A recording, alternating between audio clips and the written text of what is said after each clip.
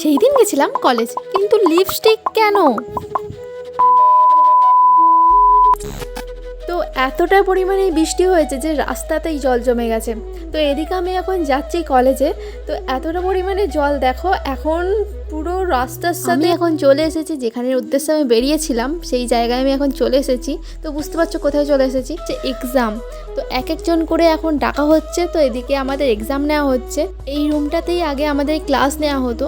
তোমরা হয়তো এতক্ষণে বুঝতেই পেরে গেছো আমাদের কিসের এক্সাম হবে, আর এখন আমরা কিসের এক্সাম দিতে এসেছি।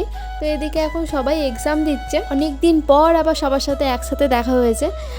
দেখা হয় সবার সাথে, তো হয় না, হাফ জনের সাথে দেখা হয়, হাফ জনের সাথে হয় না। এদিকে এখন এক একজনকে এক এক রকম মেকআপ করতে বলা হচ্ছিল।